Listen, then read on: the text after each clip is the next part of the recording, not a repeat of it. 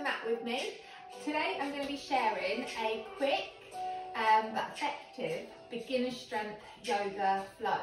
So after talking to a lot of you through DMs and stories and comments, I know a lot of you are beginners to yoga, so welcome, and I am so grateful that you are with me at the beginning part of your journey. I love teaching beginners. The beginning part of yoga is just, it's just the best. So I thank you so much for choosing me and flowing with me, really. So let's get started today.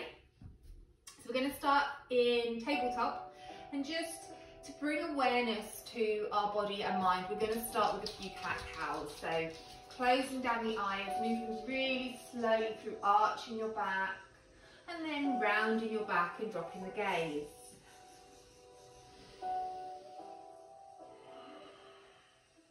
Beginning just to lengthen your breaths and keep breathing through your nose.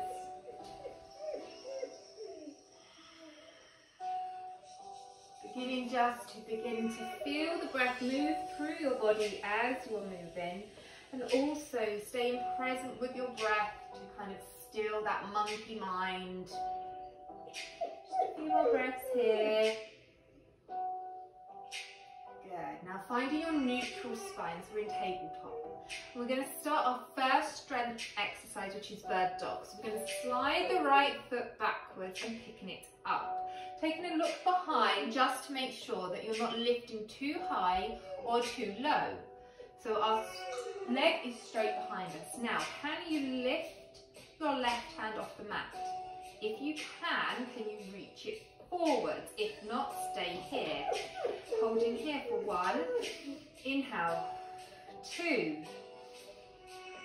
3. Excellent. Lower down. Taking it over to the left side. So sweeping that leg back. Lifting it up to hip height. Engaging the tummy here. So this is where our core starts to work. Picking off the right hand. Can you extend it forwards? Taking the gaze to the top of the mat for your balance. If it is slightly hard, tuck that toes of your right foot for stability. Taking the hand down, taking the leg down. One more time, sweeping out the right foot, picking it up to hip height. Taking a look back. And as you do this, pressing through the hand that is left on that mat, that helps switch on our core. This is how we start to build strength in our yoga, by being so mindful in every single move. Lowering down the arm and leg. Over to the other side. Nice and slowly, listening to your body, modify where you need to.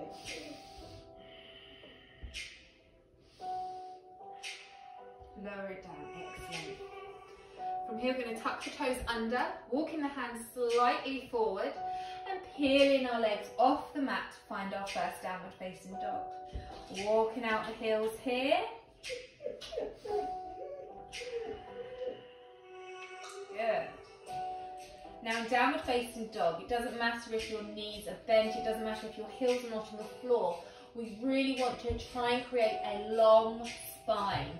So even if you're here, but your spine is long, brilliant.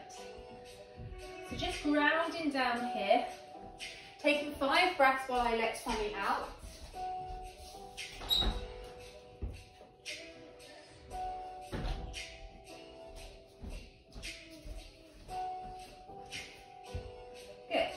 Downward facing dog, we're going to come forward to find our plank pose. So in our plank pose, another way to build strength in yoga, pressing through our hands, squeezing our bums, because here our glutes are working, our quads will be switched on. Can we lower down our body, keeping the toes tucked under for our upward facing dog? Right now we are using the strength of our shoulders and our glutes to keep us stable. On an inhale, pressing through your hands, taking the hips high to find your downward facing dog. Inhale, coming forwards again through plank. Exhale, lower down. Do not let your knees touch the mat.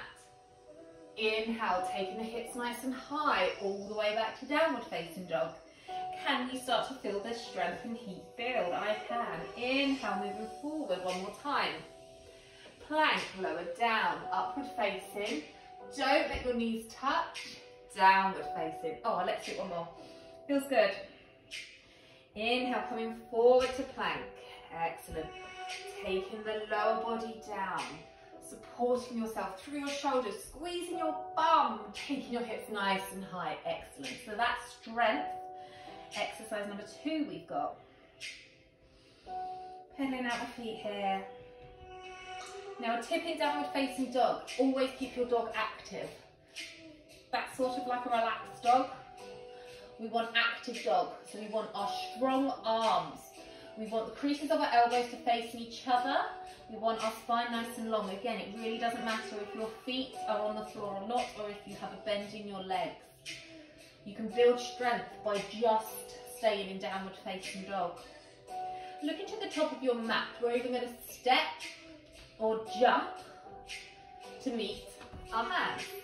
We're going to come up, but we're going to sweep our hands up. And we're going to find our chair pose. This is such a brilliant strength builder for our lower body. Okay, so we're going to stay here for another 3 breaths. I know it feels intense, and I know it starts to feel a bit hot as well, but do not worry, you've got this. Good, 1 more breath here. And come up, a really nice tall body, finding your Tadasana. Closing down the eyes. Take a nice deep inhale here. And exhale it out through the mouth. 1 more time, inhale through the nose. Exhale through the mouth. Fabulous. 1 more time into our chair. Sitting down as if we are in a chair, sweeping the arms round and up, taking the hands ahead of you. Excellent. Breathing nice and deep. Try not to lift our shoulders up so we're crunching near our ears. They're nice and, well, they're back where they should be. We've got a nice tall, long neck. Good. 1 more breath here. Coming back to stand. Good. Can you feel it in your legs? Right, we'll do it 1 more time. This time I'm going to give you the option to come onto tiptoes in your chair. It is an option only, okay? Sitting back to find your chair pose. Excellent. Okay, taking the gaze down, just for more stability, then can you pick your heels off the floor? Even if it's a tiny bit, or if it's a lot, it doesn't matter. The fact is that you are building another layer of strength here for 1, 2, 3, 4, 5. Lower down your heels, find your Tadasana. Excellent, well done guys. Nicely inhale and exhale through the mouth. 1 more time. Brilliant. Lifting the hands nice and high, reaching up. Bending at the knees, folding forwards, taking the hands to the mat. Stepping back with your right foot and stepping back with your left foot. We're back in our plank pose. Now from plank pose, we're going to lower down our knees. And we're going to lower down through yogi push-ups. So we're going to take our elbows to the back of the mat, brushing our side body, and then coming up to find your upward facing dog. Taking the toes over, hips nice and high, and finding your downward facing dog. Excellent. Again, we're going to look to the top of our mat. We're going to bend at our knees and either step or jump to meet our hands. We're going to find our way to seated and then lying down. Rearrange your hair if you have to, like me. Find a comfortable position. Now from here we're going to practice our bridge pose. So we want to be able to feel just our heels with our fingertips. Switching on that core, so we're engaging our tummy, and then inhale, lift up nice and high. Now try to keep your knees facing forwards. We don't want them splaying open. So really squeezing your bum, poke your bum. Can you feel that your bum is switched on? Good. Can you feel your quads? They're switched on. Hands either here on the mat, or if you want, you can interlace them behind you for a deeper back bend in bridge. I just like them here. And lower down. 1 more time here. Inhale, picking up the hips, squeezing your bum as hard as you can. for 1, 2. Can you breathe through the discomfort, the shakes? It's okay, your body can do this. It's your mind that wants to give up before your body does. Lowering down, brilliant. One more time here, picking up the hips. Having that body-mind connection, sending your thoughts into the muscle of your glutes, and activate, activate, switch on. Can you feel it? Yes, I can. Breathe in here. Good. Extra challenge here. Can you lift your hands off the mat here? Fantastic. Now can we pulse? So we're going to lower, but our bottoms aren't going to touch the mat, then they're going to come up for 1, 2, 3, 4, 5. Hold. Now the importance of strong glutes in yoga are vital for so many poses, inversions, back bends especially, like wheel, lower down. Oh, it feels nice, doesn't it? Hugging the knees in, so for wheel pose or back bends, headstand, handstand, strong glutes are so vital. So adding in those bridges makes a lot of difference whenever you can into your flows.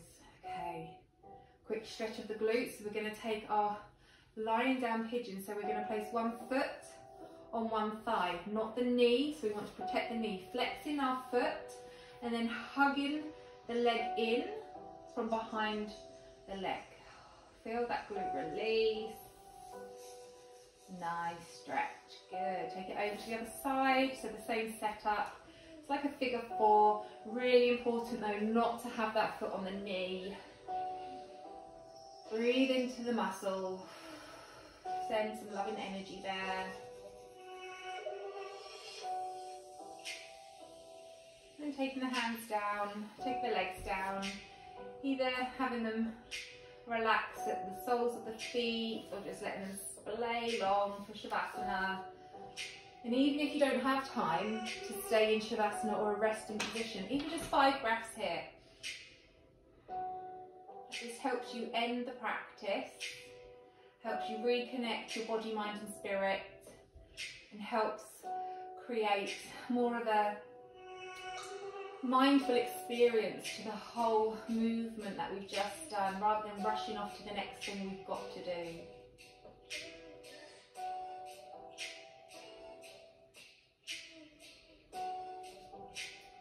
And finding your way back up to seated, nice and slowly. Thank you so much for joining me today. I really hope you enjoyed it. Like I said at the beginning, I love teaching beginners because it's such a beautiful, beautiful part of the yoga journey. So thank you so much and have a lovely day.